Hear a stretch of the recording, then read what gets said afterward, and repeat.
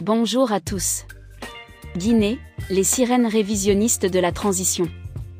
Les leaders consensuels ne naissent pas, ils le deviennent. Cela est aussi valable pour les dictateurs.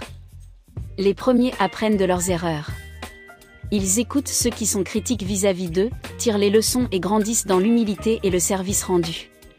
Avant de commencer, assurez-vous de vous abonner sur la chaîne et d'activer la cloche de notification pour ne rien manquer de nos prochaines vidéos. C'est parti. Les seconds, eux, n'aiment pas la contradiction. Ils adorent ceux qui chantent leurs louanges et n'aiment pas ceux qui réfléchissent ou qui raisonnent. Ils croient tout connaître et donc infaillibles. Ils deviennent dictateurs en n'écoutant que ce qu'ils veulent entendre. Ils s'enfoncent et emportent tout ce qui est autour d'eux, leurs organisations, leur pays, etc. En Guinée, nous avons une catégorie de personnes qui excellent dans l'accompagnement des chefs. Elle est constituée d'une équipe solidement implantée. Elle ne recule devant rien.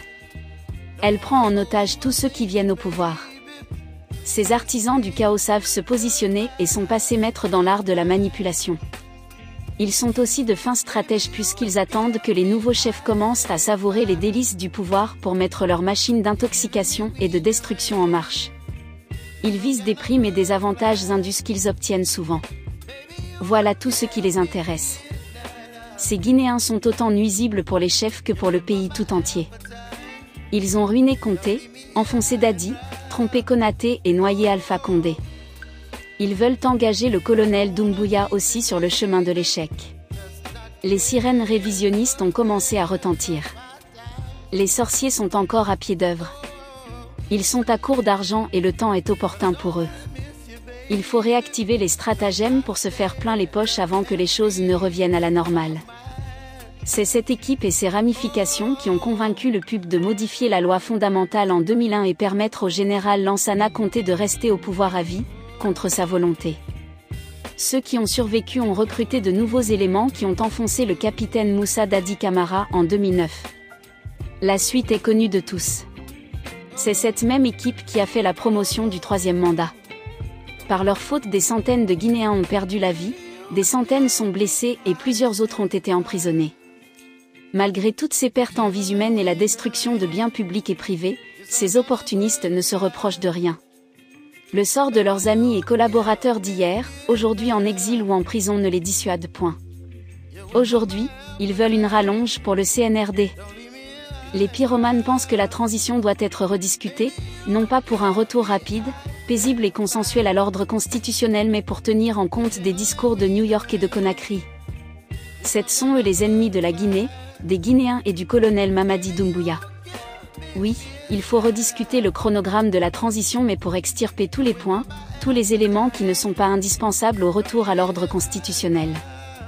C'est la seule discussion qui vaille. On trouve des alibis fallacieux pour ne plus respecter le chronogramme conçu pour la transition. On dirait que la Guinée cessera d'exister après les élections. On nous parle comme si tout ce qui n'est pas fait d'ici les élections ne pourra jamais être fait. Quelle malhonnêteté intellectuelle! Quel pédantisme! Ce n'est pas si banal, puisqu'il s'agit du sort de plus de 13 millions de Guinéens.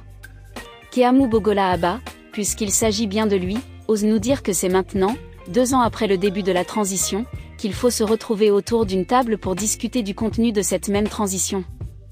Mais où est le sérieux? Où était-il lorsque tous les acteurs politiques et sociaux demandaient un dialogue franc et inclusif avec le CNRD, sans succès? Où était-il lorsque le CNRD et la CEDEAO imposaient aux Guinéens un chronogramme dont ils ne sont associés ni de près, ni de loin? Le CNT a fait des tournées de consultation à l'intérieur du pays et travaillerait maintenant à présenter aux Guinéens la nouvelle constitution. Les Guinéens ont défilé au palais et ont fait part au colonel Mamadi Doumbouya de leurs préoccupations. Où était Bogola Aba et ses mandataires pendant ce temps? C'est maintenant qu'on nous dit qu'il faut rediscuter le chronogramme pour inclure des agendas qu'on n'avait pas pris en compte. Keamou Bogola Aba, ne sait-il pas que le CNRD est en train d'achever et inaugurer des projets élaborés, financés et bouclés sous le règne d'Alpha Condé? De grâce, le CNRD vient de collecter 5 000 milliards auprès des banques commerciales.